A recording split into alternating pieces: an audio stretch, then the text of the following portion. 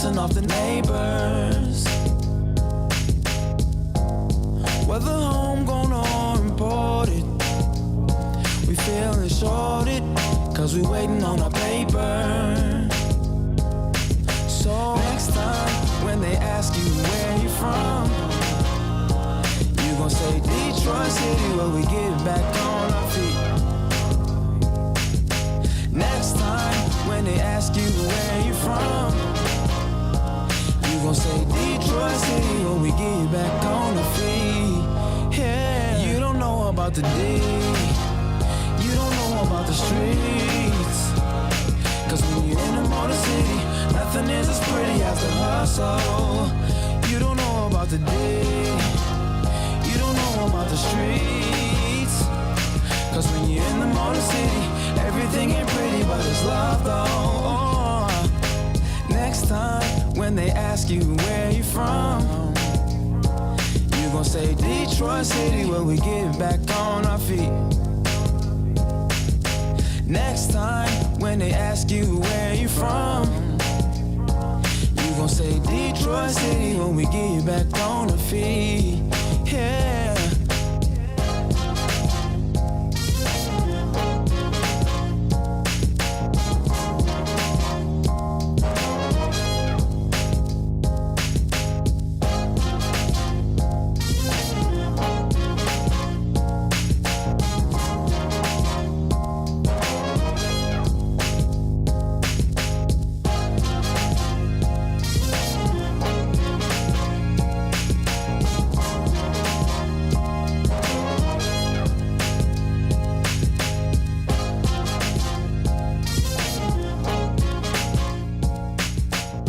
What's up, what's up, what's up? Good morning, good afternoon, and good evening, everybody. We got the first super chat of the day. What's up, Lions fan? What's going on?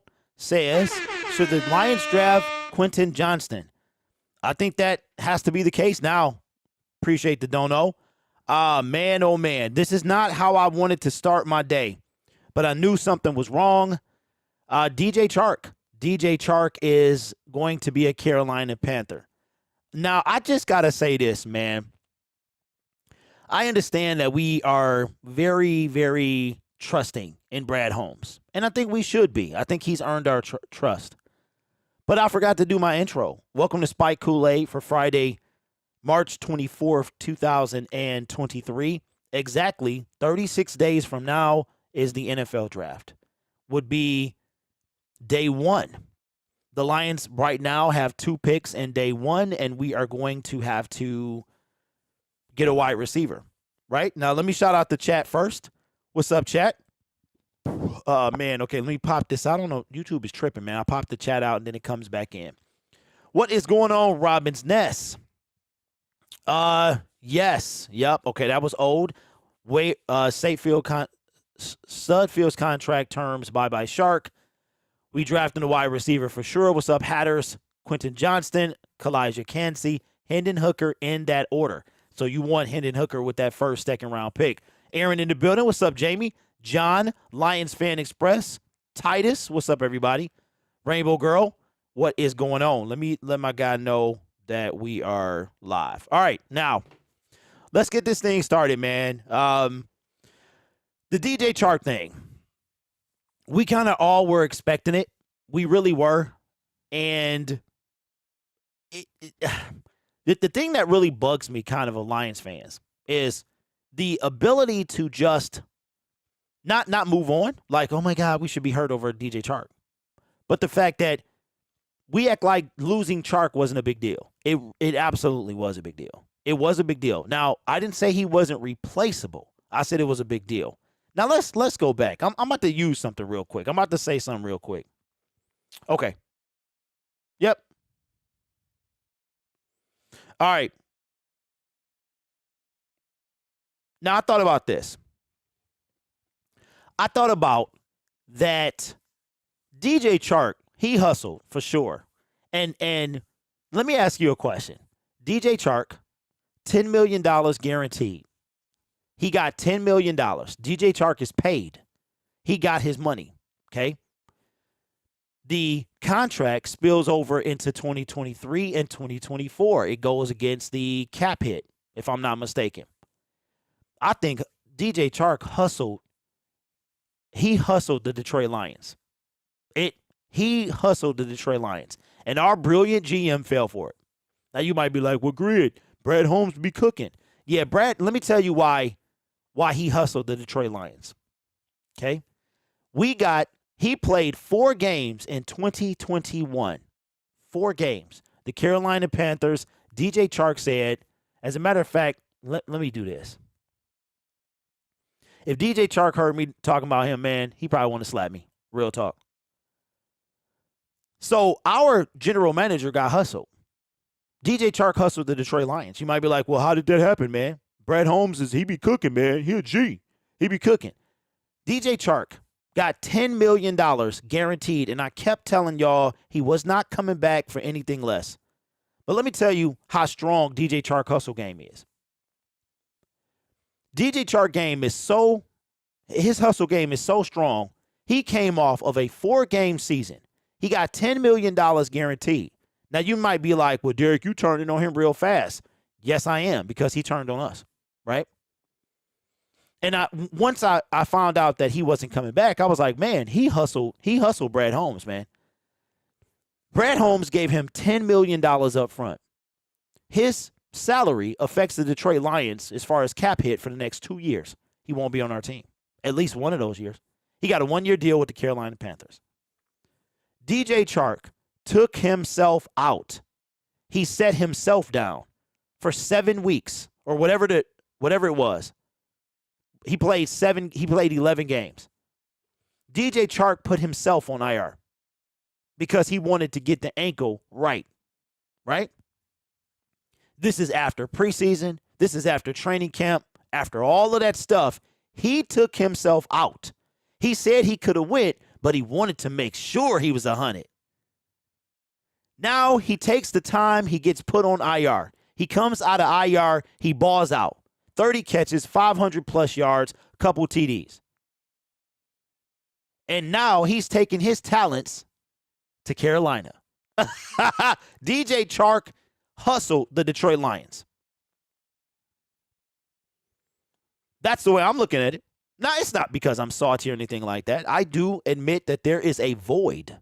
There is definitely a void. DJ Chark left a void, and nothing, Lions fans. Oh, it's not a big deal. It is a big deal. Did I say it was the end of the world? No.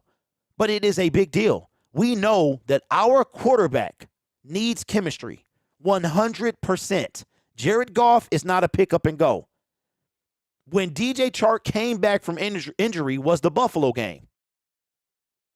And we saw what happened when he missed them. Our quarterback needs structure, right? So now he can get that with the receiver that we're going to draft. But the chemistry, remember how when Josh Reynolds was cut, Josh Reynolds wanted he wanted to be released from the Tennessee Titans. We go get him. Boom. Instant chemistry. Josh Reynolds came in, and it was right away. I hope y'all heard that. Instant chemistry. Connected right away. That would have been DJ Chark and Jared Goff this year. That's not going to happen with Quentin Johnston. I'm not saying that that we're downgrading. I'm saying that we have to say that the chemistry is lost. Now, on DJ Chark's side, DJ Chark will be getting thrown to by a rookie QB. Will that rookie QB be Bryce Young or CJ Stroud? We'll know in about 36 days, right? But DJ Chark, bro, hustled the Detroit Lions out of $10 million.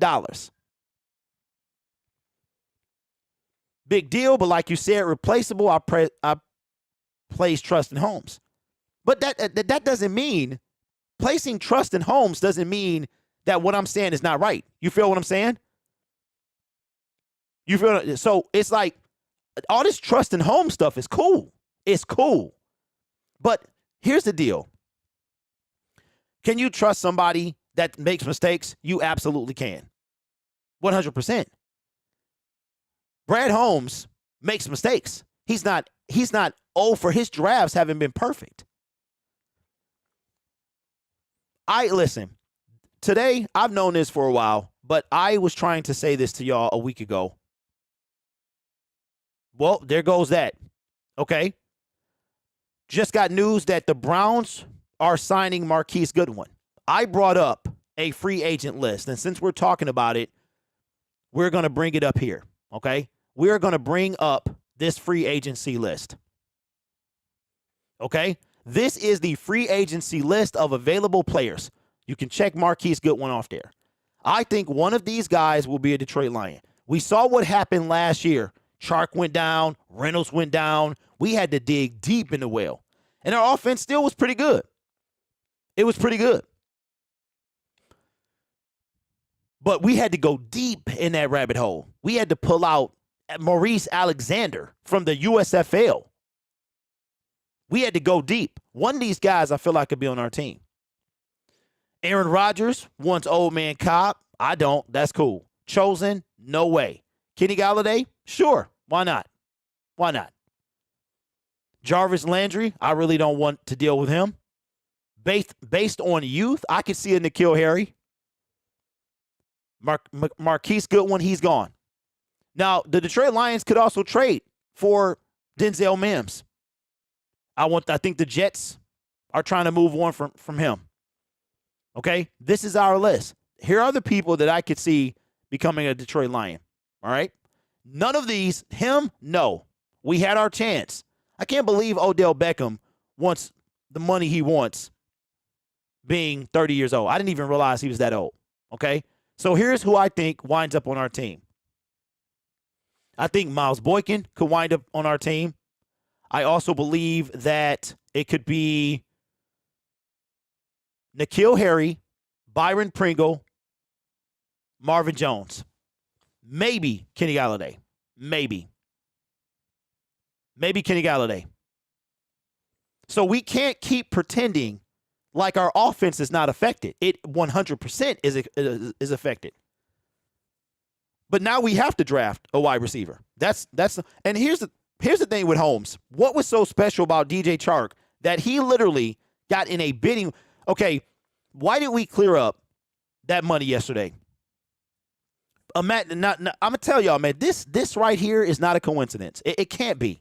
We cleared up. We got Big V to restructure yesterday.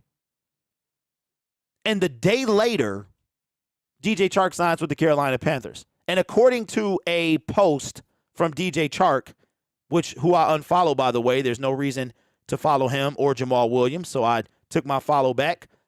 DJ Chark says something to the effect, I'm paraphrasing here, that the opportunity in Carolina was too good to pass up. It was too good to pass up. It was like something he couldn't refuse. Basically, Carolina made him an offer he couldn't refuse. Plan B says, would you bring back Marvin Jones? Kenny Galladay is trash now.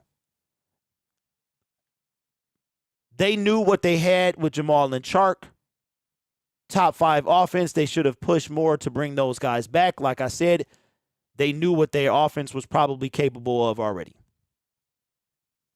He's moving on a receiver, says KD3. Chark just did what Jamal did. That's 100%. Yeah.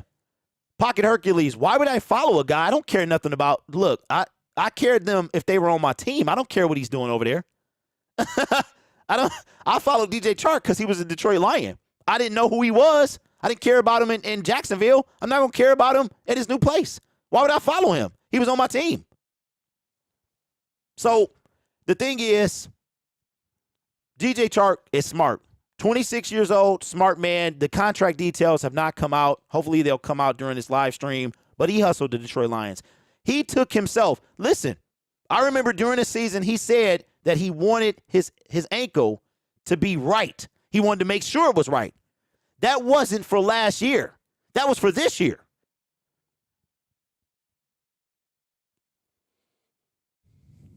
We got to get a wide receiver. And I hope this teaches all y'all a lesson. Let these men go.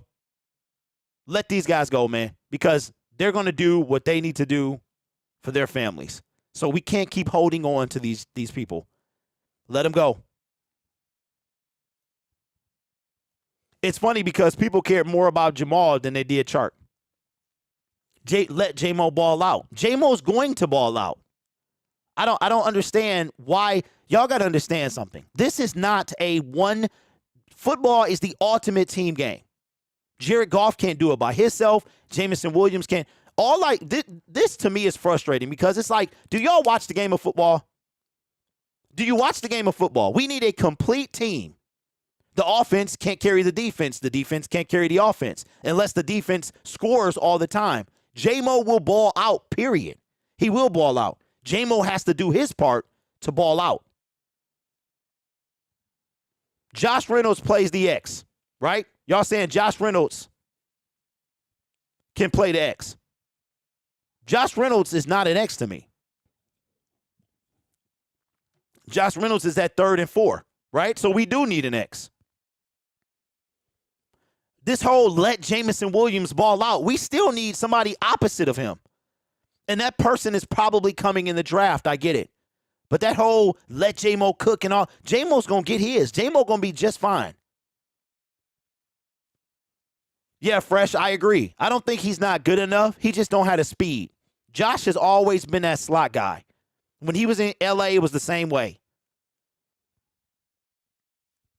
He's not a dog like Cooper Kupp where he can kill you, right?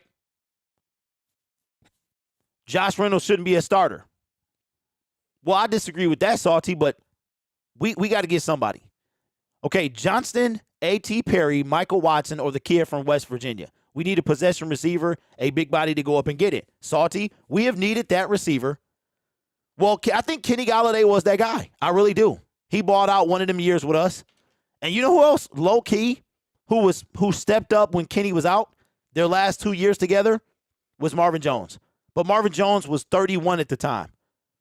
Marvin Jones was a dog, man. When Kenny Golladay was out, he was a dog. He was going up there. I remember one game in particular, he came down. I said he has to have a concussion. He has to have a concussion. And I was kind of shocked that they didn't pull him out. I don't know if y'all remember that game, man. He landed like on his head. He would have got yanked out for sure now. But I remember saying, dang, man, he got up, he didn't look right, and he was right back out there. Stevens was supposed to be that guy, but can't stay healthy. J-Mo can't break out if he's double teamed without, there you go, fresh and fly. That's what I'm talking about. Let J-Mo ball out. If they putting 2 people on J-Mo all the time, J-Mo not going to ball out. He going to have to beat him with speed. There's a lot of receivers we can trade a 5th round pick for, so if we really want to get one. Okay, Salty, who you got in mind, bro? I wish we would have got Elijah Moore, to tell you the truth. Now, here's what I want to know, and I think this is the biggest question of DJ Chark. What was Brad Holmes doing? That's what I want to know. Before we do this, before we go back and do this, I want to talk about this because man, your boy was about to pop off. Okay, Lions fan with the dono says Jalen Hyatt is an option in the draft. Okay, what round are we thinking? But I saw this morning, and I had a bunch of emotions. Sorry about that, guys. I had to sneeze. May have another 2 or 3. I always sneeze in like 3s, man. It's weird. 3s or beyond. I'm telling you, you ain't never seen a person sneeze as much as me in a row. The Detroit Lions did something that I kind of turned over and saw my phone, and I just said, I just did one of them, I did one of them things. Because I was like, bruh. And y'all be talking about, Derek, you need to chill, man. You need to relax. So I took y'all advice. And I relaxed. What was that something? The return of Nate Sudfeld, bro. And I took y'all advice. I said the chat YouTube would be telling me to relax. It's going to be okay, Derek. It's all right. It's all right. Relax. Go into the darkness and relax. Because I was just like, here we go. And then it comes out about 2 hours ago that the Lions QB plans won't change despite re-signing Nate Sudfeld.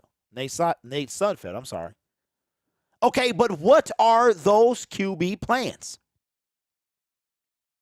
What are those QB plans? This is what Brad Holmes had to say at the NFL Combine. We kind of left training camp sliding into home plate, trying to fill that backup role. That's on me. I'll say that again. That's on me. I got to do better of making sure that we're not in that position again. So that's something that we're going to need to address, whether it's here in free agency or upcoming in the draft. But that's something that we've had a lot of conversations about. He continues, I got to do a better job of making sure to get that rectified. At this point, he has not done that. Now, you might be saying, well, Grid, man, Derek, man, you need to relax. You need to relax, man, because I trust Brad Holmes. The issue that I have is this. Everybody that y'all wanted, they got snatched up quickly. And in my comment section on Detroit Lions Syndicate, I just could not take what y'all had to say. I really couldn't. First of all, let me tell y'all this. If you say something in my comment section, I'm going to read them 9 times out of 10. Sometimes it gets too hard because it's so many, and sometimes it's easy. If I love the comment, that means I liked what you said. If I didn't love the comment, that means I didn't like it. If you're talking about me, I don't care. I'll still like the comment. But when you get too nasty, I won't like it, all right? And in my comment section, I heard some of and I was saying this stuff. I've been saying this for 5 years. You get what you pay for. So if we're not going to spend, those guys cost millions of dollars. Millions, Carson, Gardner Minshew, millions. We can't spend millions. If you want to win games, you do. If you want to win games, you spend the money to win games. The reason we haven't won any games is because we haven't spent money on a backup quarterback. Haven't your mama or your daddy or somebody you know have always told you, hey, little kid, young man, you get what you pay for. If you go to Five Below, you're going to get Five Below merchandise. If you go to Dollar General, you might find a diamond in the rough, but you're going to get Dollar General stuff. If you pick up a Dollar General quarterback, you're not going to get a Five Below quarterback. It's time for us to go to Kohl's. Can we go to Kohl's, Macy, J.C. Penney if they still around? We got to get out the dollar store, bruh. We have to leave the dollar store when it comes to these backup QBs. Get somebody that's going to win you some games. Hey, Aaron, Five Below be hitting a bunch. I used to go get Skylanders from Five Below. PlayStation 4 games. Avengers Endgame. Diamond in the rough. We've had a Dollar General quarterback since Matthew Stafford. You can't even name a backup quarterback that has won. If Jared Goff goes down, the season is over. Okay? Now, here are the guys that remain. And we talked about this. It's already been wiped out. Carson Wentz, Matt Ryan, Teddy Bridgewater. Matt Ryan is Woody from Toy Story. He cannot move. He cannot move. Cross him off the list. He's 37 years old. He's 10 years older than Jared Goff. That leaves me Carson Wentz, Teddy Bridgewater. Mason Rudolph is still on there too. I don't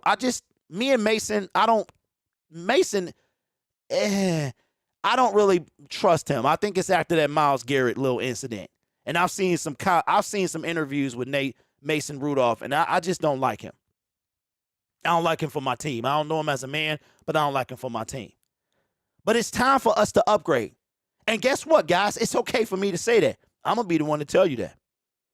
Because I don't mind. We have 8 picks in the NFL draft. 8 picks. Okay? Now we have to get a receiver. That's another offensive pick. We're probably going to draft a quarterback. I think y'all might get y'all wish. If Hendon Hooker is still on the board, you might get him. I believe that's happening. With that 3rd round pick, that second round pick, if Brad Holmes does not think he's going to be there at 80-something, okay, then he'll snatch him up with 55. I think we got 48 and 55. He'll snatch him up there. Or after 55, he'll package something together, come back up, and snatch him up. Fresh and Fly says Hendon Hooker too old. Well, you don't got a lot of options, brother, unless you want him to take somebody at 6 or 18. It depends on what you're looking for. If you get a 26-year-old Hendon Hooker in the 3rd round, Jared Goff is 28 years old. Who says that Hendon Hooker, a 3rd-round quarterback, has to be your quarterback 5 years from now when he's 31? When quarterbacks are around 30 years old, they're hitting their stride, right? I would say Jared Goff right now is hitting his peak. Jared Goff at this moment is hitting his peak. So if we got Hendon Hooker at 26, yeah, he probably wouldn't start. It depends on what the Lions want to do. So here's the deal. I took y'all advice. I just chilled out, and according to MLive, and they don't have a direct quote coming from Brad Holmes. They're just speculating here that because we re-signed Nate Sudfeld, that we're going to do something else. And listen, I'm not so sure that we are going to sign somebody else, because we cut Josh Dobbs in favor of Nate Sudfeld. We let the whole quarterback free agency class get picked through, and we went back to Nate Sudfeld. Brad Holmes, he took this up on himself. This is the first time he's admitted something that he needs to do, and I expect him to do it, whether it's in the draft or not. And Hendon Hooker, listen, Hendon Hooker needs to be ready day one. He has to be ready day one. Day one. If Hendon Hooker is not ready day one, Brad Holmes failed. Don't at me. I don't care. If Jared Goff goes down in game one, you're supposed to put us in a situation where we can win immediately. Is Hendon Hooker that guy?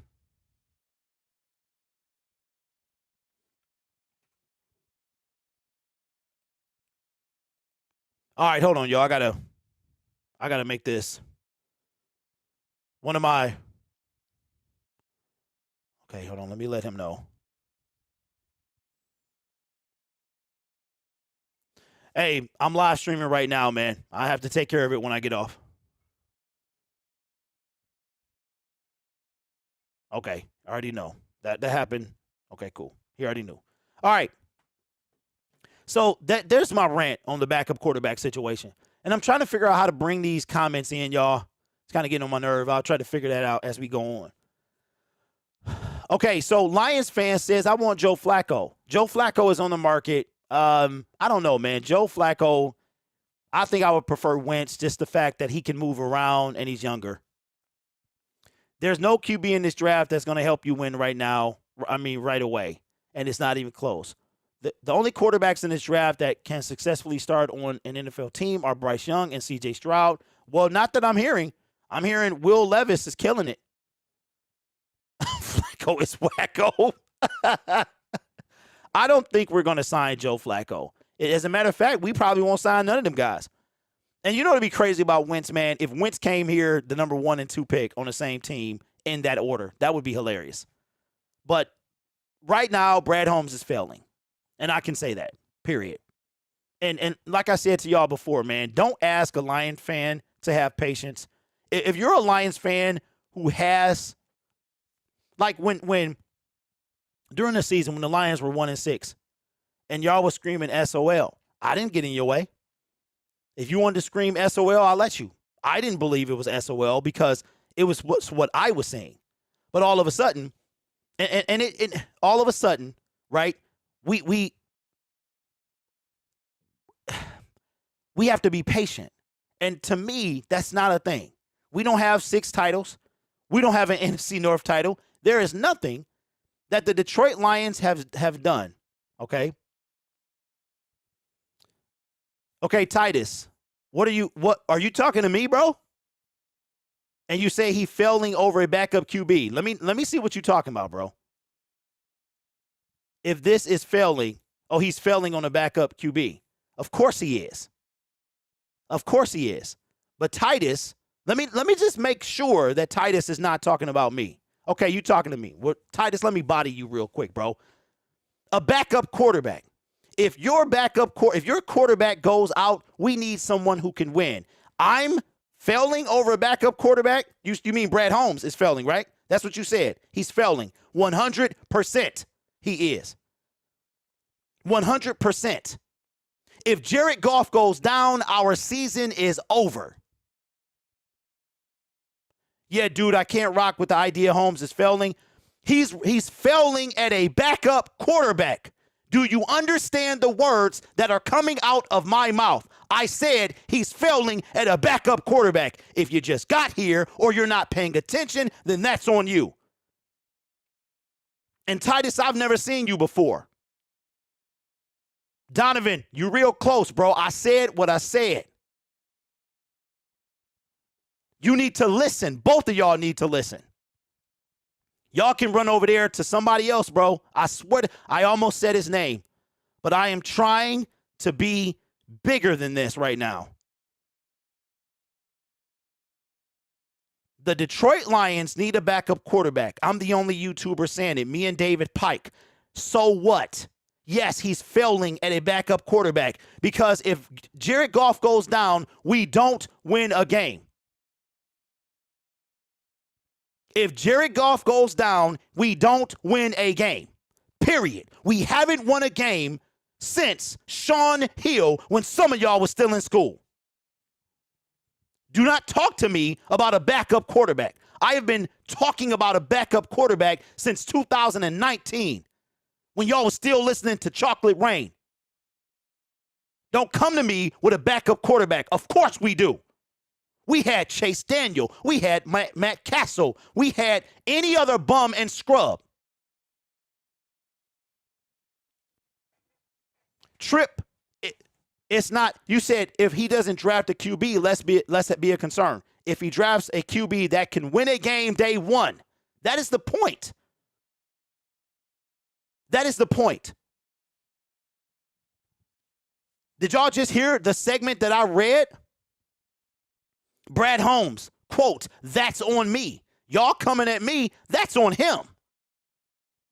Gary says the 49ers is a perfect example. And guess who they had to back up Brock Purdy? Gary, can somebody put it in my comment section? Who was the backup quarterback when Brock Purdy went down? I'll wait. I won't say another word until you put it in the chat.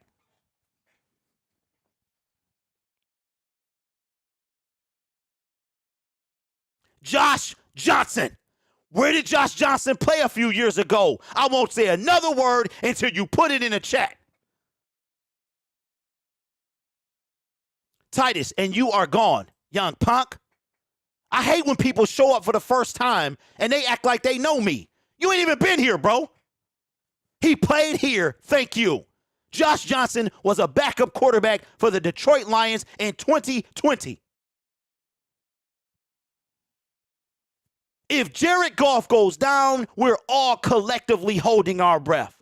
The same man y'all want to run out of town. Do not, I'm going to tell you right now, if you're in my comment section and you have not commented before, you better watch it. Because if you come in here acting like you know me, you getting immediately bodied. You have not been around. You have to earn the right to criticize me. That's how that is. You can run anywhere else. Mr. Poole, I did good, bro. I did good. I didn't go there. I didn't go there, man. I've thought a lot about our conversation. I did not go there. But I'm not the one. I'm not the one. I'm going to tell you what you don't want to hear. All teams have poor backups. Incorrect. That is incorrect. That is incorrect. Come on, man. Poor backups? You mean to tell me that all 32 teams have 32 other guys that should play in the XFL? How are you top 64 in the world and you play and you're poor?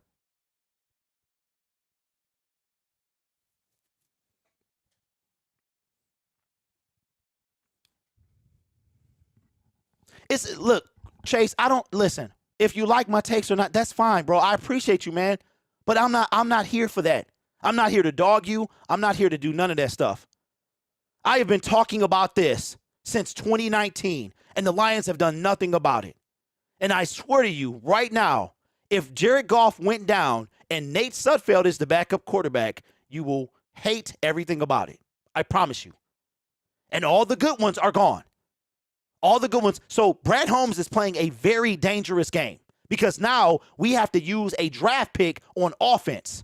Now we got to use another one on offense because DJ Chark is gone. That's 2 rookies. The QB needs to be able to win a game at any point in the season when Jared goes down. When was the last time as a Lions fan? Okay. Mr. Pocket, okay, listen. When was the last time as a Lions fan that you remember being confident, not being devastated, not being scared to death at a backup quarterback coming in to win you a game?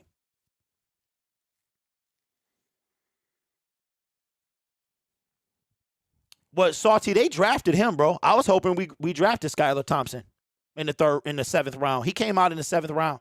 He was pretty decent. Eric, welcome, man.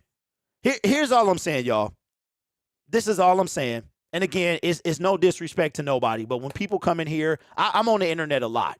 And a lot of people think you're supposed to just let stuff slide. I'm not the one, bro. I'm not the one. I spend my entire NFL season online streaming the game in front of clowns. Not 90% of them are not. 10% are clowns. Show the game, blah, blah, blah. We want to hear. No. Just like these players, I put my opinion out there for it to get criticized. That's fine. There's nothing wrong with criticizing me. I can take it. But when you come in here acting like you've been here, you have not. You have no context to what my statement is. And it's amazing how you guys have selective listening in the comment section. But you're so quick to judge me or to critique me if I say 3rd round pick and he was a 4th round pick. Before you speak and before you judge, have all the facts. To be fair, I wasn't ever confident in Scott Mitchell. Scott Mitchell, he started for us for a long time. Okay, Marcel, okay.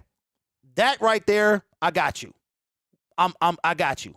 But you get to say that. You can't tell me to do that. I'm not telling you to stop SOL. I'm not telling you to don't believe in Brad Holmes. You as a Lions fan are doing what you do, and I'm doing what I do. We need a backup quarterback. Nick says, I think Holmes is waiting for the draft, and after the draft, then they will be QB's release. Nick, that's a very dangerous game. That's a dangerous game, man. So who are the quarterbacks right now on the Carolina Panthers? Right? Who are the quarterbacks on the Panthers? So we're talking about who? Y'all think right now that there's 3 quarterbacks or 2 that are NFL ready.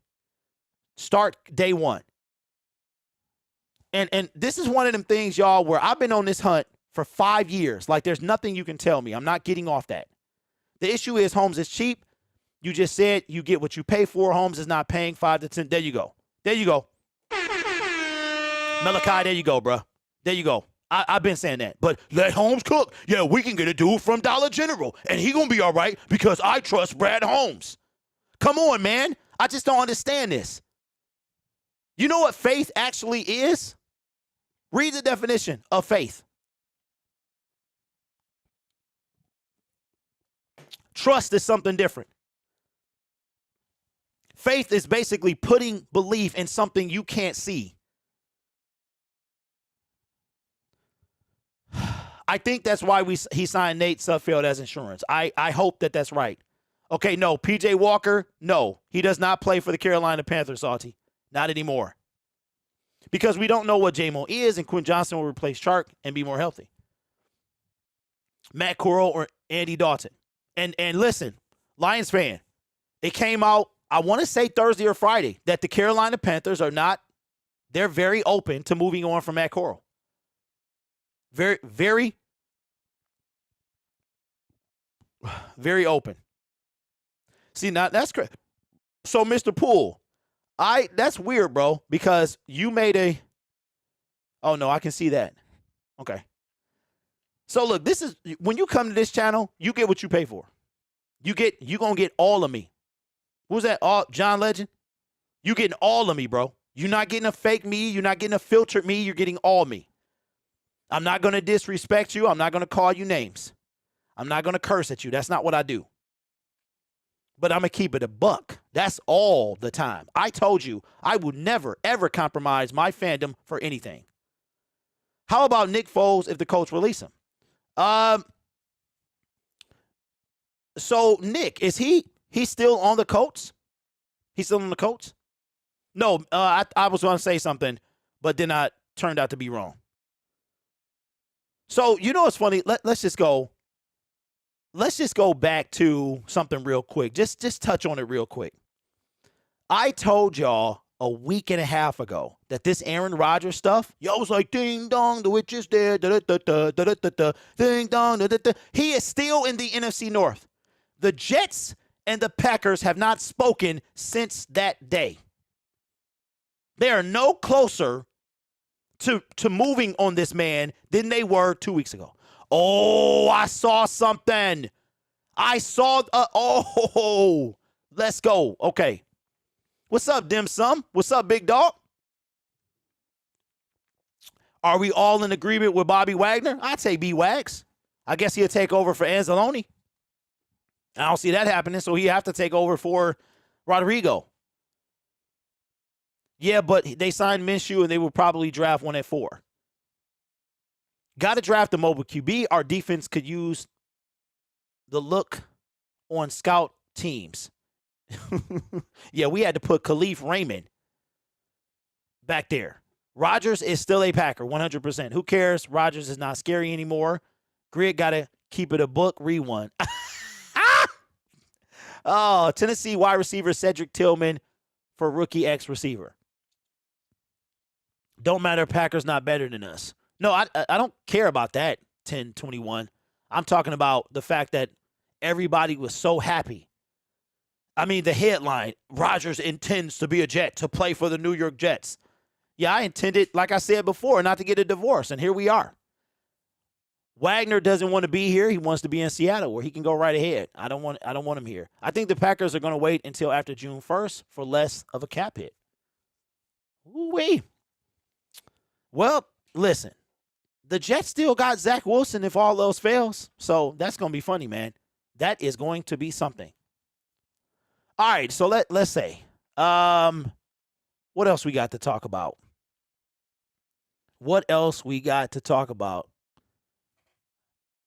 Oh, man, so let me see. I'm telling you, this offseason has been eye-opening for me. It really has. Because now I will say this. If I'm a player, right, and I'm okay, Eric, yeah, we can do that. We can do that. All right. So let's do this. Detroit Lions fans are so eager to have something happen because I think it's either two reasons. And I want y'all to tell me in the chat, which one are you? Or tell me which reason you are, because I'll tell you which reason I am. Detroit Lions fans are they're antsy. I know I've been feeling a bit antsy. What was going to happen with DJ Chark? Well, we found out today that he's not returning. The moves that the Detroit Lions have been making, unlike the past 2 years, have been actually things that's going to immediately improve our team. First 2 years, the very first year, they was working with nothing. They shopped at Dollar General. The second year, they stepped it up. They went to Five Below. I think they got another store out there called 10 or Less. 10 or Less, something like that. Or Simply 10. I think that's what it is. Somebody tell me what that is. Simply 10? I think that's what it is. So the Detroit Lions have stepped up their game, signing Cam Sutton, signing David Montgomery, signing C.J. Gardner-Johnson, signing these dudes, improving our team immensely, immediately, right? Didn't have to sign a bunch of old guys. So with that being said, Detroit Lions fans are kind of antsy. And to me, it's two different categories. Are you antsy because you feel like the Detroit Lions haven't done enough and you want to see more? Or are you just excited to see what the next move is going to be? I guess over the weekend, we are so antsy for some news. And to me, it's like big news, news that's going to change our team. That yesterday, just out of the ashes, a rumor came up about the Detroit Lions and Ed Oliver, the Buffalo Bills defensive tackle. We have a need at defensive tackle. We're going to get Jalen Carter. Deron Payne was franchise tag. We probably weren't going to pay him anyway. Everybody's gone. We need to draft one. So Ed Oliver comes up. He's kind of coming out of Buffalo that he might be the odd man out. He feeling some type of way. And nowadays we go to Twitter. We go to Instagram to voice our frustration. So apparently, allegedly, I guess, he goes on to Instagram and he posts pictures of him sacking the NFC North quarterbacks. Well, all of them were pictured, but Twitter took it and ran with it. And first, Jared Goff was missing. Second, Justin Fields was missing. So everybody started thinking with the cap space that Brad Holmes created yesterday, restructuring Big V, that maybe an Ed Oliver move could be happening. Now, I thought potentially it was for DJ Chark, but maybe it was. But I tell you what, the Lions are sitting second or third, I think it's third, in available cap space after the restructure of Big V. So the question I have for you is, Ed Oliver, defensive tackle from Buffalo, would you want him to be a Detroit Lion? We still have Levi Onwuzurike. We still have guys, but we need some help. We definitely need some help. I think he still got quite a bit as far as his salary, and he would also have to be traded. Ed Oliver was drafted in 2019, and guess what? Guess who decided not to take him? Bob Quinn and Matt Patricia. We took TJ Hawkinson instead. Right before TJ was Josh Allen. Right after TJ was Ed Oliver, and we took TJ Hawkinson. He's 25 years old and 108 days. But here's the issue. Still on his rookie deal, he is entering the last year of his contract. 2023 is the last year. All across the board, base salary, cap hit, dead cap, yearly cash, $10,753,000 even. The Detroit Lions would have to trade for a former first-round pick. How crazy would that be if the Detroit Lions traded away the guy that was drafted before Ed Oliver and then got Ed Oliver? That would be crazy the very next year. Simmons would be great. He's a beast. Simmons' price tag, I believe, is a bit harder. Eric says stand pat and draft. Ed Oliver is on the last year of his rookie deal. Why do that when we have a chance at Carter, rather take the rookie deal than pay him because he's going to win a lot? That's a good point, K Sports, because last year of his rookie deal, which means he's going to want to get paid. He already says he wants to be paid big. Well, he should. Deron Payne, got paid. Well, yeah, he got tagged, then he got paid. So then the Lions would have to do the same thing. I hate trading for a guy we could have drafted. Yeah, Nick. Different regime. Lions fans don't know what they want. I believe that as well, Salty. So finicky.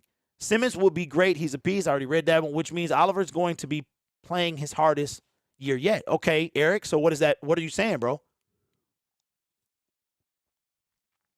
Payne is better than Ed Oliver. Well, that's not what the question is. The question has nothing to do with, it doesn't matter how good you are. Ed Oliver's still going to get the bag. He might not get the Payne bag, but he's still getting the bag. Simmons over Oliver, no question. Okay. Well, it's been a lot on this Simmons thing, but that's not what this segment was about, because it was specifically about Ed Oliver and what was said yesterday. So let me know. Let me know if 1 year Oliver for 1 year is better than Aleem and Levi, in my opinion. Okay, but that's $10 million. The only way I make this happen is if I thought that, okay, let me ask you a question. Ed Oliver, you would have to give up trade capital. Trade capital. Let's say, how far will we have to go for you to make this trade?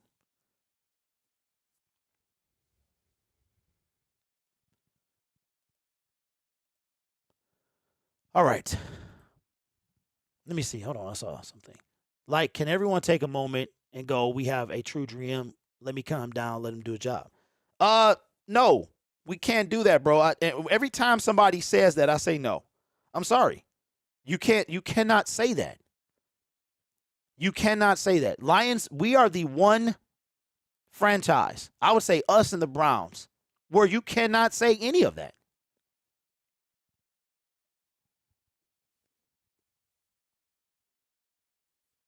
You said you're good, but I want to know why. That's to me, that's an easy question. I don't know why I can't bring these. If he's truly out in Buffalo, they're going to want something. Tell me why we can't. No, we as a whole can do. You can do whatever you want. This is why we can't, in my opinion. This is just my opinion.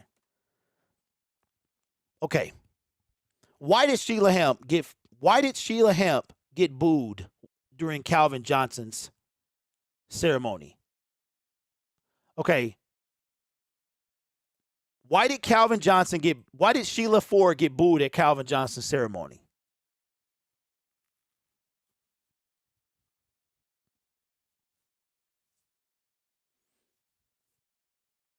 Because she wouldn't pay him his money, correct? That could be why. Very possible. Because he made them billions and they petty over him taking $1 million. Well, it's $1.6 million too, by the way. Let me open my Red Bull because y'all got me feeling some type of way. Okay. Why can't you tell a Lions fan to calm down? Sheila got booed because they didn't pay him. Probably. That's got to be at least 50% of it. Sheila is not responsible for not paying him. Martha is responsible for not paying him. Sheila is trying to find a way to pay Calvin Johnson. Sheila has offered Calvin Johnson increments, and he turned it down. Okay? Sheila Ford got booed, yes, because because Calvin Johnson, she didn't pay Calvin Johnson, which I found hilarious. I went off on you booing a owner who owns the stadium you're in. You paid hundreds of dollars to be there. You also bought cardboard cutouts to send to an empty stadium, and you should be booing yourself. I don't understand this. You're booing a lady in which you are paying to be there. Okay. Why did she get booed? She is paying for the sins of her father and mother, literally. Sheila Ford has done more than both William Clay and Martha Firestone. And yet she has no respect. None whatsoever. That has nothing to do with Brad Holmes. What are we talking about? But why can't we trust Brad Holmes when he brought this offense, a top 10? What? Because he also makes mistakes, Ford. That you can trust whoever you want. Listen, Brad Holmes has earned my trust 100%, but he is not beyond mistakes. Ife Melifonwu, Levi Onwuzurike. Brad Holmes is doing his thing, but to just fall into trust with him after 2 years, just in total love, like he can't do anything wrong?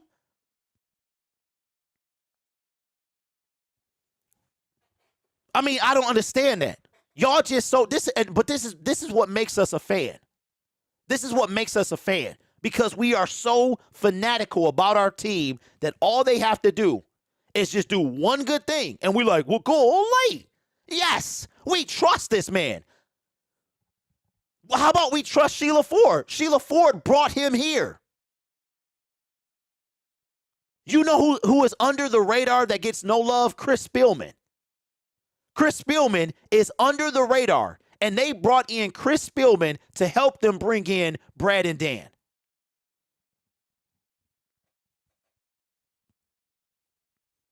What I'm saying is this. If you want to just dive all in, that's perfectly fine. I'm going to call the man out. Just like if I make a mistake in my comment section, y'all quick on it. He was a fourth-round pick. He was a first-round pick. You said this. You said that. Why can't I do the same thing with Brad Holmes? Because I guarantee you that okay. How many of y'all, be honest. See, this is where we gotta really be truthful with ourselves. When the Lions were 1-6, where was y'all at? Where was y'all at? Were y'all the same way? Oh, Brad's going to get this thing together. It's got to turn it around. It's coming right now. Were you guys saying what you're saying now? Or was it the end of the season, the 8-2, that built your trust back up in Brad? It was so bad that he had to show up at the T.J. Hockenson trade.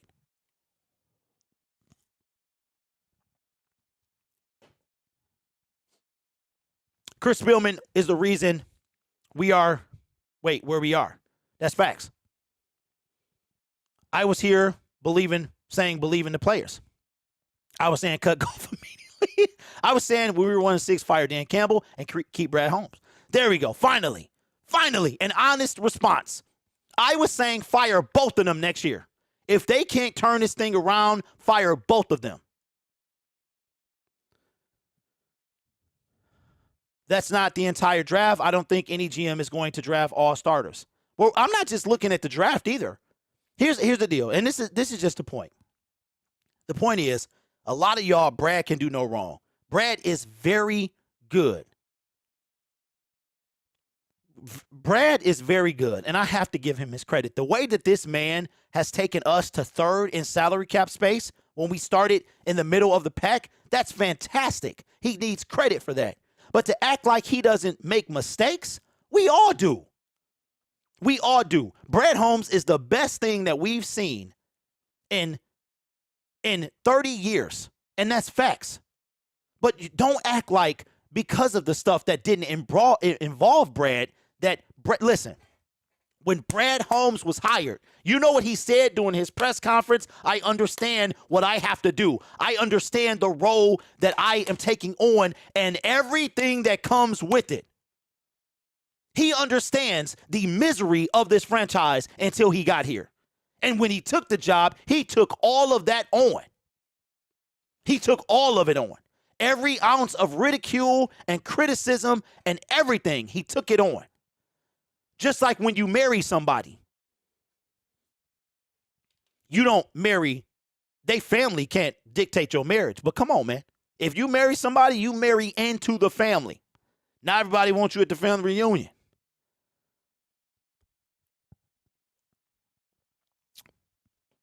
Joseph, I'm 43. Hey, Joseph, I only saw the second half of that. My time was Barry. This man, you know what? Let me back up a little bit. Salty gonna love this one. Salty gonna love this one, bro. The same guy that y'all ready to cut like yesterday, Jared Goff, get him up out of here. Get him out of here. Jared Goff he washed, he whack, he all this. Your general manager brought him here. Now, yes, he wanted Aaron Donald first, but he brought him here. Y'all don't criticize him for that, do you? All y'all see is them first round picks. That's okay though, right? Jared Goff, to me, no, that's why I said you're gonna love this one, bro. And you don't even know 90% of people at the reunion. Zach says Salty has some of the worst. Bro, it's in his name. Okay, Rainbow Girl says, Derek, people think he can't do no wrong because we have never had success like other GMs. Now he has some success. Everyone thinks he can do no wrong. Lions fans are not used to it. Rainbow Girl, that's facts. I'm telling you, you grow on me every single show. Every show. That's facts. But at the same time, y'all, we have to be honest. We have to see clearly. I am all about what Brad Holmes is doing. Well, you know what, Salty? Here's the deal. Here's the deal, bro. This is what I noticed, and I'll make this brief. What I noticed is this. When I first started on this platform, when the Lions lost, people came to see what I had to say. When they won, those videos didn't get any views because people weren't used to that. When they wanted to see this guy right here rant.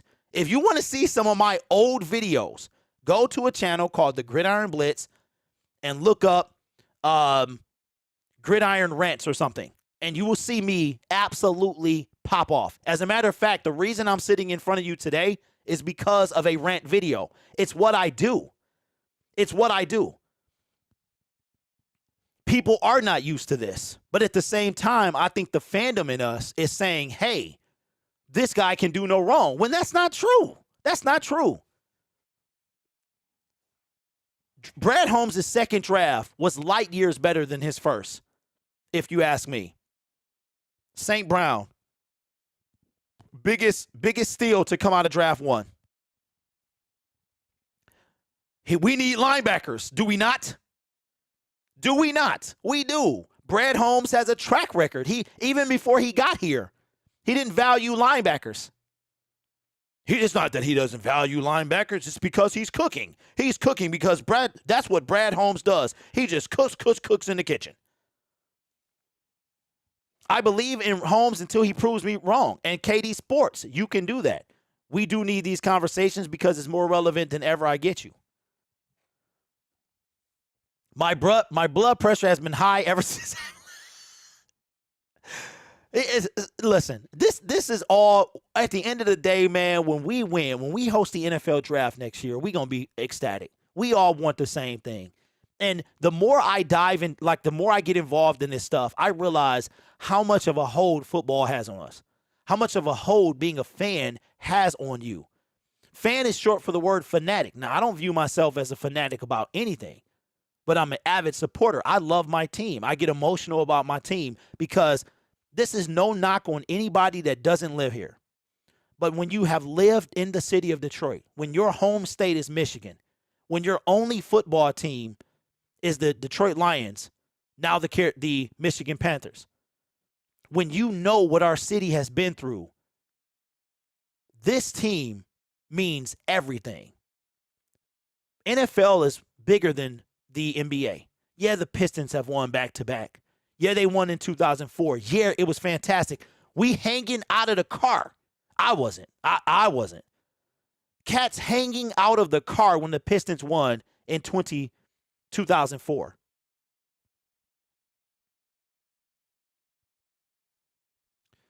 This team, the Detroit Lions are much more than the game of football. They mean so much more. A parade on Woodward would be insane. We probably would have the single biggest turnout anyone has ever seen. We all want the same thing, y'all. And we all feel like the Lions are doing things to get there. But like when the season was going on, if you were in SOL land, notice how we don't say SOL no more. And where you at? Because I want to make sure. Chevelle, we don't use the word SOL. Have you noticed that? That SOL kind of died when we started that turnaround. And now you don't hear it at all. Brad Holmes and Dan Campbell and Sheila Hampford and Chris Spielman were able to change 60 years in 8 and 10 games. Because SOL was a feeling. It was a feeling. It was also something the Lions did. I don't feel like that. I still feel Brad Holmes makes mistakes. We all do. I still feel we need a backup quarterback. We need a linebacker. And listen, here's the perfect example. Last year,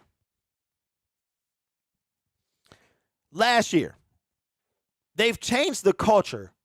Okay, here's a mic drop. They've changed the culture, but they haven't changed the history. And Lions fans are still in the history of the Detroit Lions. Come on, y'all. Come on, y'all. You know when that history will still be there. 0-16 will never go away. But you know who'll start to make that fade into the distance? A NFC North title, consecutive division wins, a Super Bowl appearance, a Super Bowl win. And 0-16 will be days of the past.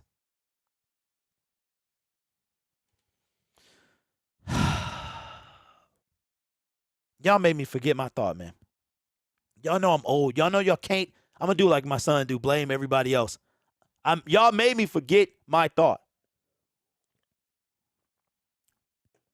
Can't change the history. Right, Nick, what's done is done.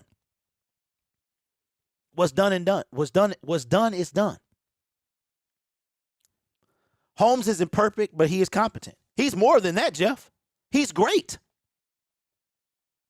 There you go, Mr. Pocket Hercules. You're going to be a problem, bro. Oh, you hitting, so you ain't a problem no more. So, Mr. Poole, what I was saying was, let me see. Okay, let me see what he's saying. I don't understand why people do that, man. What kind of life do you have? Well, you just sitting in front of your computer. I'm just going to troll comments. I'm a Lions fan, but I'm going to say troll things. Or I'm not a Lions fan. I just want to be, what kind of miserable life do you have? I don't understand that. I don't understand trolls, man. How you going to be a troll of your own team? I mean, Salty, so it's in the name. Salty spits facts with salt. He puts salt on everything. Salty is too much salt. You ever put too much salt on something? You can't eat it no more. That's probably how all this stuff tastes. So Salty probably eats stuff and it's all salty. He probably get fries at McDonald's or Burger King with no salt because he's so salty. I get it, bro. And I'm not trying to change how Salty feels. It's not for me to change this. It is the Lions' job to change this. If they have changed this in your mind, fantastic. In my mind, they're changing it. When Dan Campbell and Brad Holmes came into, they knew what was up. Dan Campbell said, if we could bring a winner to this city, it would be like nothing you've ever seen. They know what they were getting into. Since I put salt in everything. Campbell is the one we need to worry about. So you think so? You think so? Now that right there, Chevelle, man. Listen, I've been on this platform for 5 years. Salty is not the first Salty Lions fan that has been in this chat or any chat. I have been dealing with them, and guess what? It's nothing wrong with them.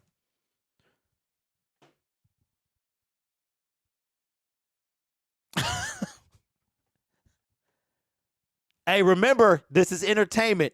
It's entertainment. See, that's great. We can all think the same way. History is definitely still there. My dad long gave up on the Lions, but comes from me. There you go, Solomon. Good to see you, bro. How many people? I remember the Tankers. Then everybody, thank you, Edric. Thank you, bro. Thank you, man. Thank you, man. That's what I'm talking. I cannot stand tankers, bro. I hate tankers. I hate the notion of tankers. Who wants to lose in life? Who wants to lose, period? Any game I'm playing, I want to win. Anything I'm doing, I want to win. I couldn't stand that, and that's what I'm saying, man. Oh, my God. Man, you talk about a trigger? You talking about a trigger, man. Tankers is trigger. Who has life days to waste tanking? You think these grown men are going to embrace losing? Eric says, I'll admit I don't have much room for tanker mentality. Never root for you to lose.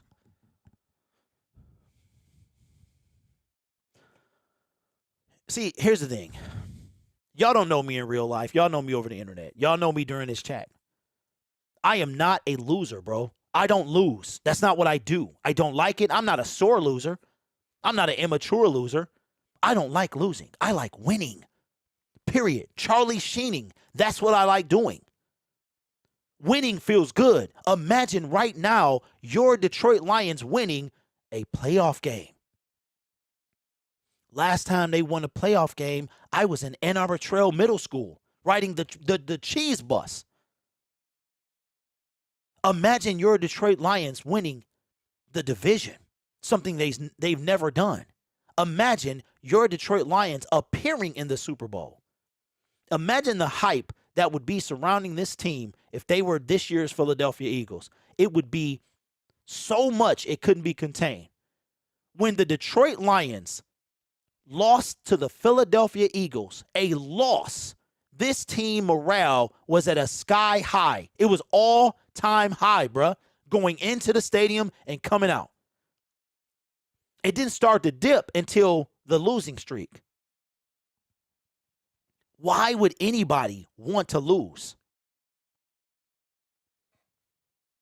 Why would anyone want to lose? Losing sucks.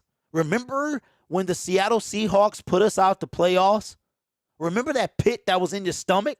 Remember that sinking feeling in your chest because you knew that your team worked their behinds off to get in the playoffs, and now they're going home because another team couldn't handle their business. And for anybody that's been alive, well, you need to have been alive. You would be 15 years old, but you have to be at least 25, 30. If you remember the blackouts, if you remember watching Calvin Johnson in year 2 ball out and the Lions lose every single game and become the first team in NFL history to lose every game in a 16-game season. Do you know how long the 16-game season was around? Since 1978-ish, somewhere around there. It had been 40 years since the NFL added another game. I want you to remember when you're talking about tanking, when the Detroit Lions lost 12 in a row over the course of 2 seasons. You don't remember that, do you? I do. And that is why tanking for me is something I will never embrace. To me, if you're losers lose, man.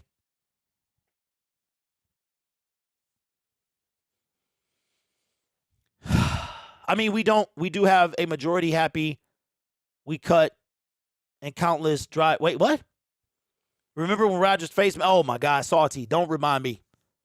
I think 2020 was the 5-year anniversary. I actually made a video about it. I remember Calvin Johnson dropping to his knees and dropping out of frame. I remember exactly where I was when I watched that game. I remember saying, we about to lose. Remember the Justin Tucker bounce off the crossbar, record-setting field goal that turned our season around? Come on, man. Losing sucks. It sucks, man.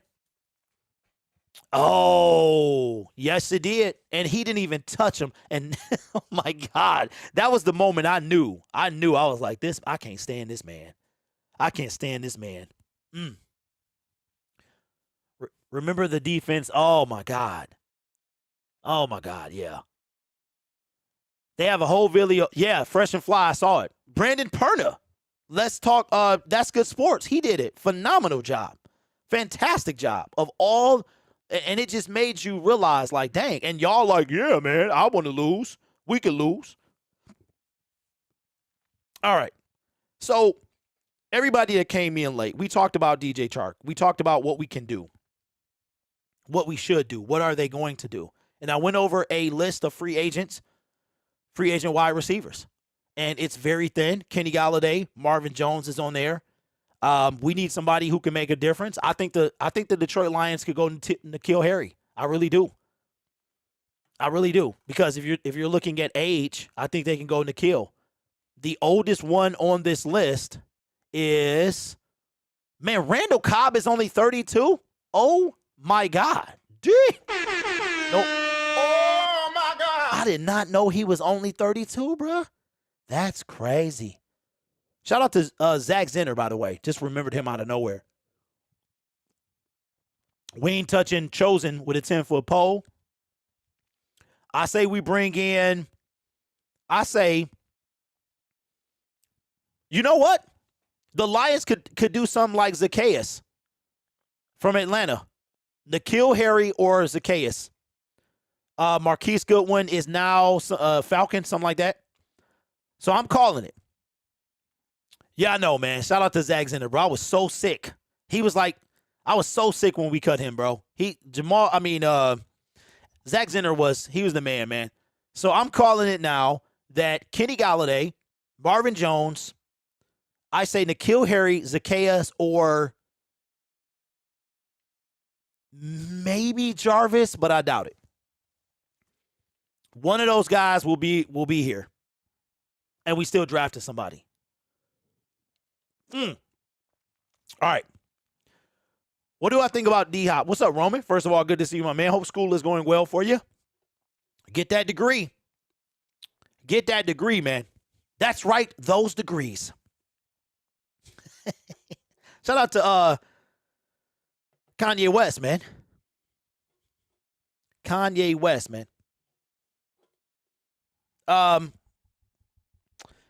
D-Hop. D-Hop ain't coming here. D-Hop is not coming here, bro. Okay, Katie says, I'm making a bold prediction. We trade for a wide receiver in the draft. Wait, what?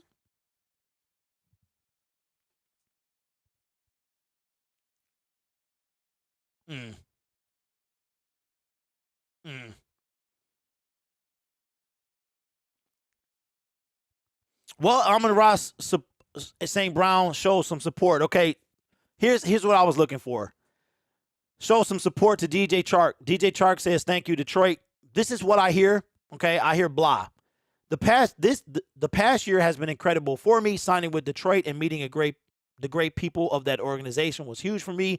Playing with my brothers and going from 1-6 to 9-8 was amazing. I believe in transparency and honesty. I believe transparency and honesty is everything. With that being said, the chance I have in Carolina is second to none. Can't wait to see what the journey holds for me. Hashtag keep pounding. It's up and stuck. All right, so just a little, if I'm a player, I'm not going to embrace the new city while thanking the old one. I think that's classless. We get it. We get it. It's part of what you got to do. You got to move on.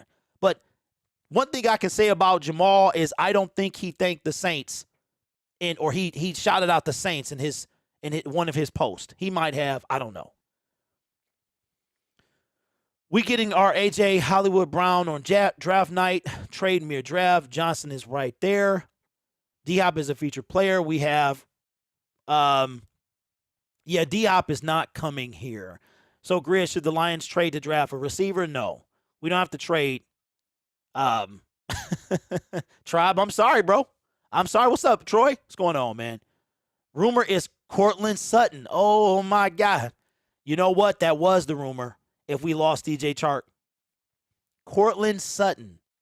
I'm glad Chark didn't throw Detroit under the bus like Ma did, but he's saying, hey, Ma didn't throw us under the bus until his press conference, so we ain't seen Michael Thomas or DK Metcalf. Well, Brad Holmes got to cook. He got to get back in that kitchen, and he got to get going, man, because we have to get somebody before the draft. We got to get somebody before the draft. Now, I will say this, and I guess we'll wrap the show up. We've been on for an hour, 20 minutes. We'll wrap the show up after this. In 36 days, here we go. In 36 days, the Detroit Lions will have drafted in the first round. We will actually, in 36 days, we will be on the first round. So in 37 days, all of this can stop. All of the mocks, all of the speculation, and while it's great to talk about, it really is, it starts to take a toll on you. And one name we just cannot escape is Jalen Carter. Now, I've had different opinions, and I want to know what you guys think. Jalen Carter keeps coming to the Detroit Lions. I have a feeling that the Chicago Bears are going to take him if we don't. What do you think? What do you want? I have seen, it's almost like with Jalen Carter, the Detroit Lions have gone, are 100% split down the middle. It's like, get him at all costs, and the others are like, no, do not come near this man. My personal belief is that the Detroit Lions are not going to draft Jalen Carter. And according to Justin Rogers from Locked On Lions, what he said in a few episodes ago, that NFL GMs are feeling a very similar way. Somebody's going to take him. Somebody's going to take him. 100 facts, right? But who is it be?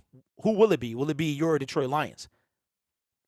Now, they got us taking another tight end. I don't understand, and I can't wait for this to be over. Just be over. Just be over, because we need this to be over. And I can't wait, because I think this is by far the worst. You got the Carter situation, and this is by far the worst draft that I think I've covered since I've been on YouTube. And what do you want your Detroit Lions to do? You want them to take Jalen Carter at 6, or do you want them to not take Jalen Carter at 6? Fresh and Fly says trade back to 11. Pick up another second rounder. I like Bijan, but there's 3 good running backs in this draft. Carter, Quentin Johnston. That's what Chevelle wants. So you want Carter at 6 still. Trade up for Will Anderson. No on Georgia players. That school's got some issues. That does seem to be the case. What will Brad Holmes do? Aaron says it depends on how free agency shakes up. Well, Aaron, it's almost done, man. They do win, that's for sure. Have you seen the video of Calvin saying that he was supposed to be on the field for the Hail Mary? Yes, I did see that. So, for me, I just don't think that they do. I don't think they do. I know some of y'all want them. I just don't think they do. And I think if we made a move on an Oliver or some other defensive tackle, that would rule out the Jalen Carter talk. Now we need a wide receiver. And I'm going to go to my old reliable, never right tankathon and see what they have. The Detroit Lions taking at 6 and 18. We are going to need a wide receiver in this draft. So they have us taking Tyree Wilson with Jalen Carter going to the Seattle Seahawks. Dropping down to number 18, they got us taking Lucas Van Ness. They have Quentin Johnston going to the Green Bay Packers. What if the Detroit Lions trade up again, or they wait and get Zay Flowers from Boston College? Let me see how many wide receivers does Tankathon have coming out in round 1. We have Jackson Smith and Jigba. He is the first wide receiver off the board. Then it will be Quentin Johnson. He comes off at 12. Johnson comes off at 15. Then they have, after that, Jordan Addison coming off at 22. Zay Flowers at 23. And that is the last. So they have 4 wide receivers coming off in the first round. They got Kalijah Kancey going to the New Orleans Saints. Yeesh. Everyone want Harrison Jr. next year. That's this year's wide receiver getting overlooked. Michael was supposed to be a horrible man. And no, he ain't the best person. But I bet Dallas has 0 regrets. But Dallas is Dallas, ENT. We're not Dallas. Look at their owner, bro. Look at Jerry Jones. Look at Jerry Jones very closely, too. Jerry Jones don't give a fart about nothing but winning. And, hold on. Let me cue this up. Because Jerry Jones don't give a fart about winning and hasn't done it. Thank you. Thank you very much. Dallas still stinks. Dallas Cowboys fans always whining. Try not being to the Super Bowl. We haven't won a Super Bowl in 25 years. Wah. we can get A. Perry in the second or third round. Okay, let me see where they have him coming out. You big on this A. Perry guy? Wow, they got Jamari Gibbs coming out in the second round, 51. Sam Laporta. They got us drafting Sam Laporta, supposedly one of Dan Campbell's favorites. Another tight end. Yep, he's still on the board. They got us drafting Noah Sewell. Now, that would be something. So in the first 3 rounds, I don't see this guy. He's made it past the 102nd pick. Draft AP. Jerry Jones don't care when, he only care about Jared. Dan likes Laporta, basically Dan Campbell 2.0. Oh, man. I think that this DJ Chark thing just made a lot of things interesting. It really did. So I'm gonna go out on a limb here. Okay. Well, I don't think it's a limb. I think now this is going to be unique. And is Carter in the mix? That I don't know, but we'll find out in exactly 36 days.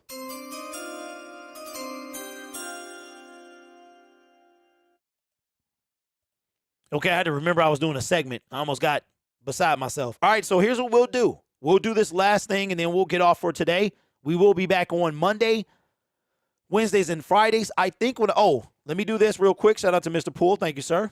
All right, so coming from Justin Rogers, NFL announced offseason program dates for each team. Here are the Detroit Lions. First day of the offseason begins on April 17th. OTA workouts are May 23rd through 25th, May 31st through June 2nd, and June 12th through June 15th. Mandatory minicamp, June 6th through 8th. Justin Rogers vacation, June 16th to the start of training camp. And that is why July sucks. July sucks, bro. Okay. Now, so Steven says 34 days. Okay. Let me see. See, I've always done this because I count very weird. Okay, I don't count the day we're on, and I don't count the day of the draft. That's how that works. I've always been like that. I don't count the day of the draft and the day that we're on. So I do the days in between. Or I do count the days. Yes, I do. That's why you have 34 and I have 36. Braylon says, what's up, Braylon? Good to see you. I'm sad we lost DJ Chark. Okay, so let's do this, and then we'll wrap the show up. But before that, here's how this is going to go. Monday, Wednesday, Friday, give or take something happening. I couldn't get on Wednesday because something came up. Oh, man. So what I might do is when June gets here, when we get after the draft, June, we still got training camp and stuff like that. Okay. So July, at the end of training camp to like the beginning of the preseason, I probably will do Monday, Thursday. Probably will do shows Monday, Thursday. And then when the season gets here, if we have something to talk about, we'll get on Monday, Wednesday, Thursday, Friday. If not, we'll go back to 3 days a week. Okay. So we'll do one more segment and then we'll get off. The Detroit Lions lost DJ Chark. That is a big loss. I know a lot of Lions fans are like, it's not. It is a big loss. It's a big loss because a loss means that you have to replace it. And we have to replace it. We got Jamison Williams. We got our Y. We got our Z. We need an X. Right? Jamison Williams is going to be solid. Don't worry about him. And those of you that were nervous about J-Mo not eating, J-Mo's going to eat. That's why we drafted him. Losing Chark, we lost a tall guy. We lost a speedy guy. Contract details are not out yet, but now overpaying DJ Chark is not a concern. Now, I wouldn't put it past a Chark potential reunion in 2020 this time next year. I honestly wouldn't. Now, we have to play the Carolina Panthers. So we will see Deuce Staley. We will see. And now that might be another game I have to go to. I got a list of 5 games now out of the 17. New Orleans, Green Bay, Dallas. And it's now, I think it's now 5. It might be up to 6 now. So I might not be streaming for 6 games. But now my question is this. How has that changed our 2023 first round pick NFL draft?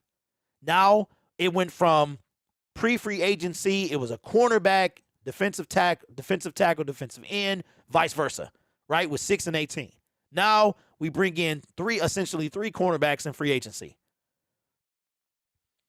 Does that wipe a cornerback off the board at 6 or 18? I'm going to say yes. But I've been wrong a lot this offseason. So who cares? Who cares what I think? Now we've lost DJ Chark, and he is a loss. Whether you believe it or not, we've lost. We need an X. We don't have one. So now the Detroit Lions have to go into the NFL draft. Now I think Brad Holmes will pick up a free agent wide receiver, and we will still draft one. So now how will our first round look? And here's what I'm thinking too, guys. With the departure of DJ Chark, that might rule out a trade up for Will Anderson. DJ Chark, and maybe now I'm thinking about it. Maybe the hesitation with Chark as to why we just kept courting him is because bringing him back meant that we could sacrifice and trade up to get Will Anderson. Now, I think the departure of, and that's why y'all were saying it's not a big deal. It's not. Yes, it is, because it changes so much in the NFL draft. Now we need a wide receiver. Okay?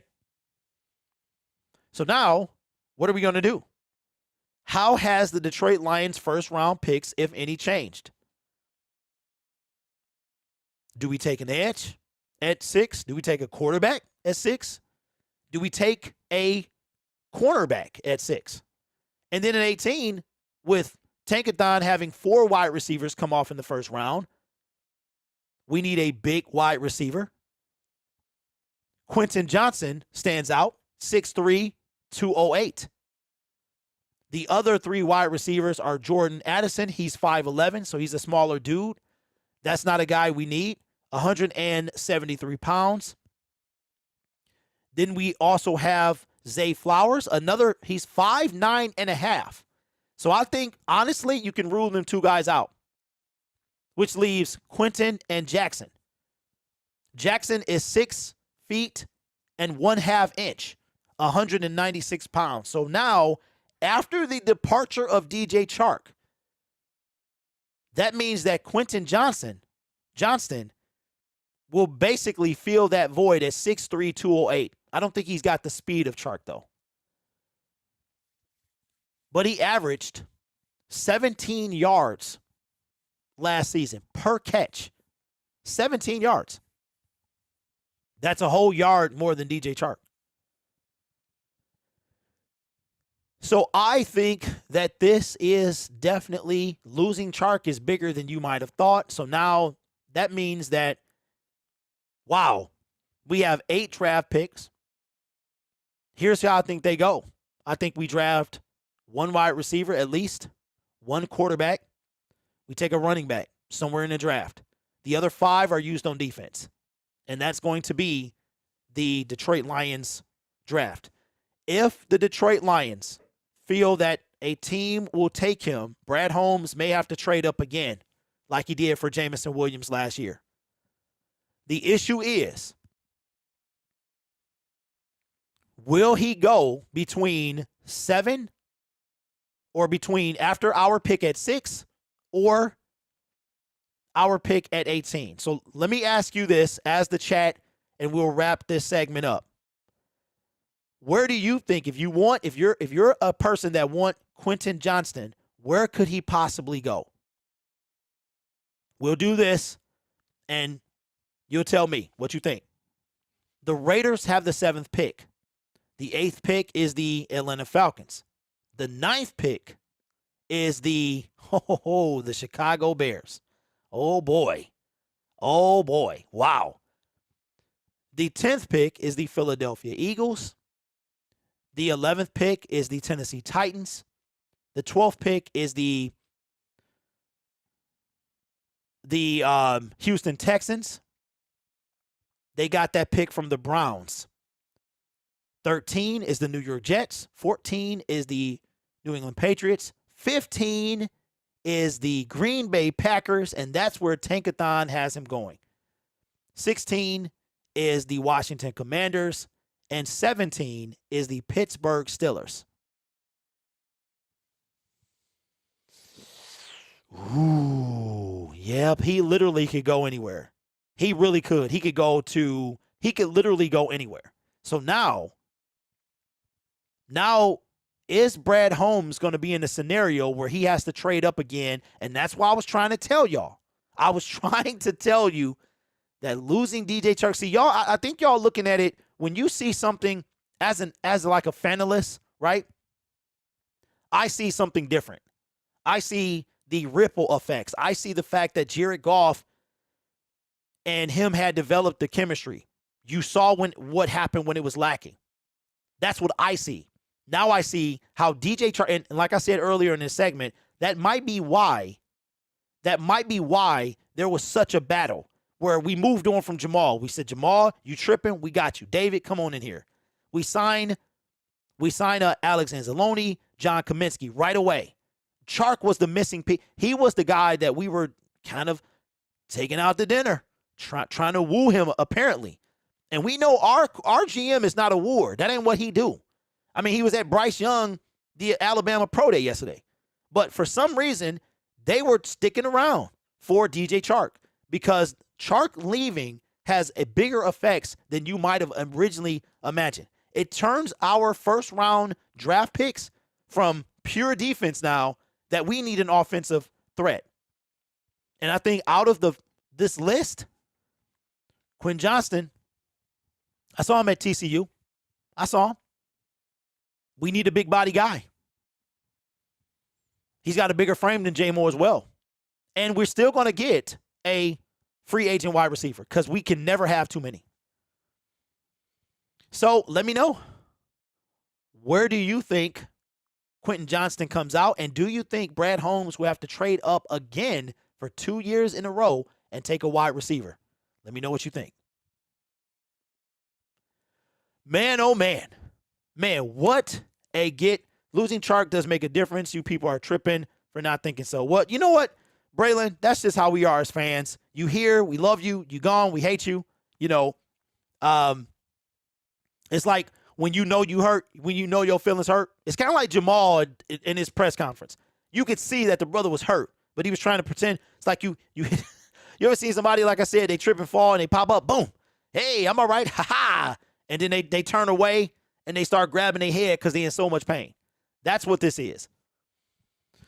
Chevelle says, I think Johnson falls from 9 to 16. Wait, from 9 to 16?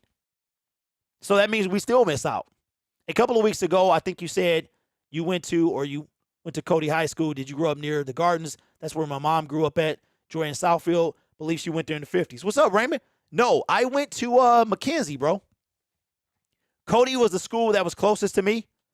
Cody was about a mile up the road off Southfield and West Chicago. I went to McKenzie because Cody was a little more rough, you know. It was a little more rough. And McKenzie, I think McKenzie had the better reputation than Cody, but it wasn't like that much. We still had to walk through metal detectors and all that. Yeah, I went to McKenzie, bro.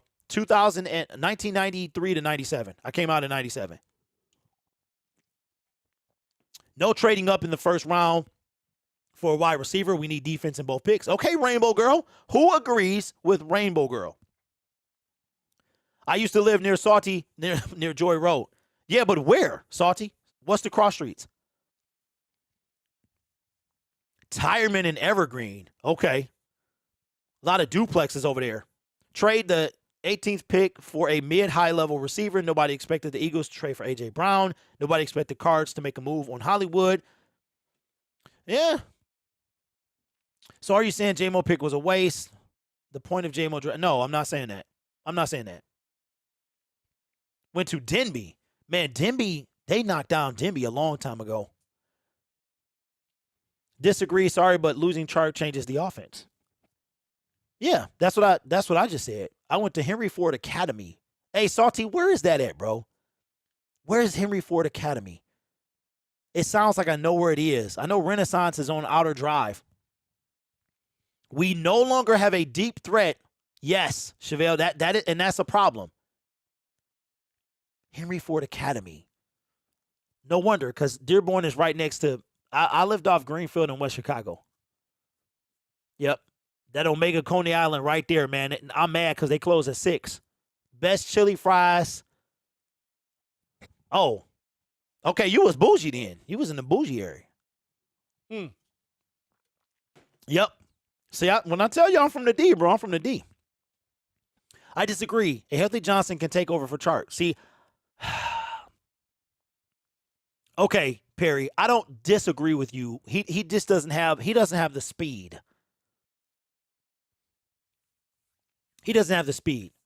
So that's it, guys. That's the show, man.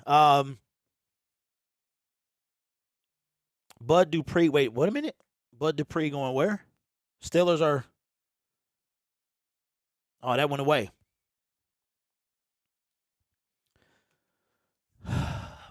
Josh Reynolds is not a deep threat.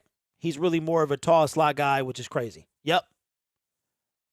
That's why I say I'm not going to disagree, but I think we need somebody bigger and faster.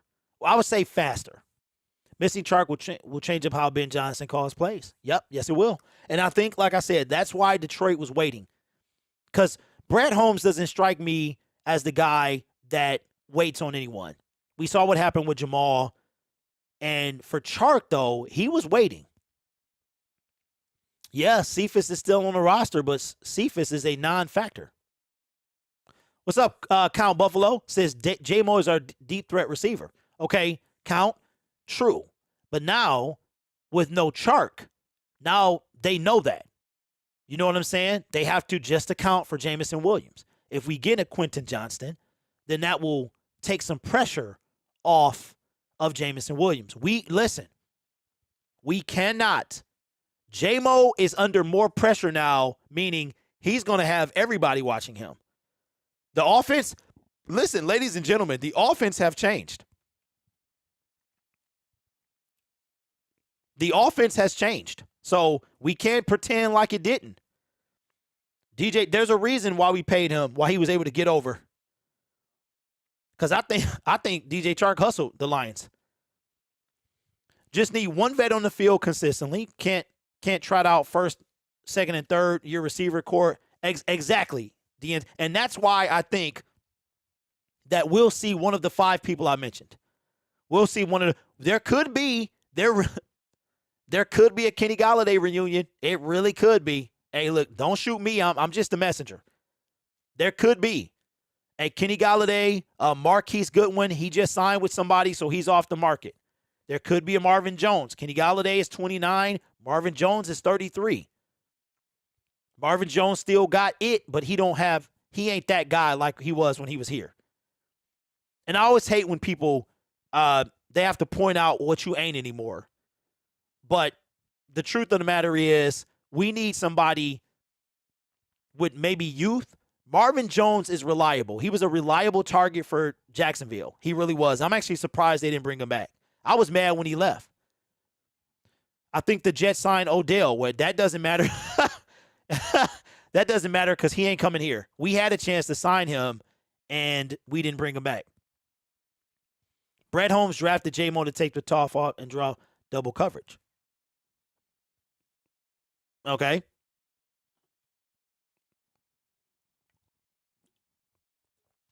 Listen. Brad Holmes may have drafted J-Mo for that, but missing Chark will take the offense away. It will change the offense for sure. We can't say. Here is his exact quote. Quintez Cephas from Wisconsin. I think he's the best receiver I ever went against. Who was that? Who said that? I remember who said that. Who said that? It was a defensive back. I like to have Corey Davis. Do we have to trade for him, though? That Marvin catch against the Bears was beautiful. It looked like a live interception. He punched it down, rose higher than I thought anyone could get. Yeah, he went up there. Oh, Okudah. Yeah, but he can't stay on the field. And Okudah's not that good. Ooh. Dude, did I just burn Okudah? I think I burnt him. Bro. Did I just burn Okudah? Wow. I think Okudah just got burned, bro. I need a burn sound effect. Maybe put some Usher on here and let it burn. I just burned him. Burn. Okudah said, yeah, that's like, Okudah, yeah, I'm good. Quintez Cephas is the best receiver I've ever went against, but I'm not very good myself. Okudah get burned. Yeah, that's if he on the field, bro. But listen, y'all been real. I got to go because I got to hit the streets, man. I ain't worked all week because I've been waiting on some breaking news, and I think this might be that might be it, bro. Lions got a couple more moves in store. Well, we out of time. We are out of time, ladies and gentlemen. But again, man, listen. I appreciate the love that y'all showing Syndicate Sports Detroit. I got some things I'm working on still. I will be on camera. I think the draft, I'm a lot more comfortable behind, though. I mean, I could just be any type of way. You know what I'm saying? I could have, maybe I didn't put my hairpiece on. You know what I'm saying? Maybe I don't know. Maybe I'm just walking around. It's just me in my chair. I don't know, right? But I appreciate the love, man. I think I've always thought, and this is why I started this whole thing, is because I think that there's a lot of people that pretend to rep the city. I might be corny, right? Some people call me corny. Some people call me a nerd, whatever. But for everything that you call me, I grew up on Greenfield in West Chicago. Ford Field right now is about 15 minutes away from me. I live just outside the city of Detroit. I've been in Michigan my entire life, and I want to bring content from a Michigan to Michiganders from a Michigander. I will never, ever. We might argue in the chat, we might get hot, and it's all love, man. I'm actually trying to put something together for maybe a game next year that we can watch it together, something like that. I do plan on going to 5 or 6 games next year because I want to get out and see my team. Most of them will be on the road, but I appreciate the support, man. I really do. Trying to get to 3,000 by the start of the NFL season and really give Woodward Sports a run for their money. I really want to give them a run for their money because I'm going to be real with you. I feel like that should have been us. I'm not jealous or anything. Obviously, he's got connections. I don't understand how Fox 2 supports them with the kind of language they use. Because I've come across some of their videos, and I've hit the button to see, and I'm just like, dang, man, the way Adam speaks, the way wow, like I'm very kind of confused by that, how they can do that. But I feel like that you should be hearing it from people from the city, and it's not any other thing, man. That people from the city. I just put it like this: we could have been what they are, but sometimes ego gets the best of people. And that's always a dangerous thing. Ego is a dangerous thing. And I would never, ever sell out, be corporate, nothing like that. If somebody came and said, hey, man, I like what you're doing. Let me help you get to where you want to go, become partners. I would still want ownership and control and all that other stuff. Just have the resources I need to take us where I want to be, which is I would love to be in a studio, stuff like that. But the way I want to do it, not the way anybody else wants to do it. So with that being said, man, I just want to show y'all love for showing me love. I appreciate y'all. We only just getting started. We just getting started with this thing, and we got a long way to go, but we going places. Like Dan said, we're going places, man. I got a clear vision. We're going places. But listen, y'all have a good weekend. Be safe. Watch your surroundings. Always, always watch your surroundings, man, because people are crazy out here. And I will see y'all Monday. Have a good weekend. Spring is here. Unless you live in Michigan, then it's kind of like half winter. Go Lions, and I'll see y'all Monday. Peace. Hello, good morning. Horns is blowing. and I'm pissing off the neighbors. Whether homegrown or imported, we feeling shorted, cause we waiting on our paper. So next time when they ask you where you from, you gon' say Detroit City, where we get back on our feet. Next time when they ask you where you from, you gon' say Detroit City, where we get back on our feet. Yeah, you don't know about the D, you don't know about the streets, cause when you're in the motor city, nothing is as pretty as the hustle. You don't know about the day, you don't know about the streets, cause when you're in the motor city, everything ain't pretty but it's love though. Next time when they ask you where you from, you gon' say Detroit City, where we get back on our feet.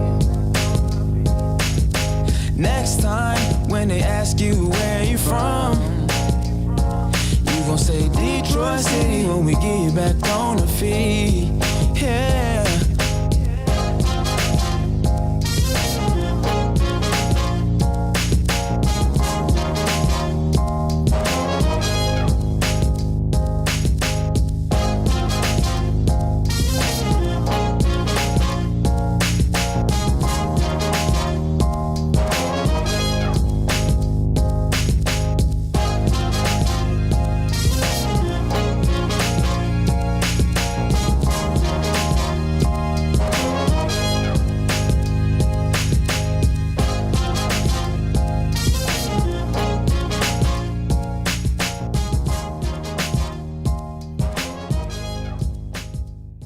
All right, so if you are still here, this is the post-credit scene. I got two announcements to make. One is the name of this song is called The Detroiters Theme. It is not mine. I did not make it. This song was from the Matthew Stafford Detroit Rams thing. I heard it. I loved it. I went and found out where it was from, and now I'm going to make it synonymous with this show. It is a copywritten song, but you can just look up on Apple or YouTube, The Detroiters Theme. It was part of a TV show on Comedy Central that ran from, I want to say it ran 4 to 5 years. And it was about like Detroit advertisers, stuff like that.